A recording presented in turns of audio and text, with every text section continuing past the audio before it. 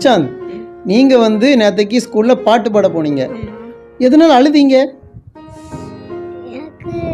நான் எதனால அழுதேன்னா எனக்கு ஸ்கூல்ல செலக்ட் ஆக முடியல, அதனால அழுதேன்.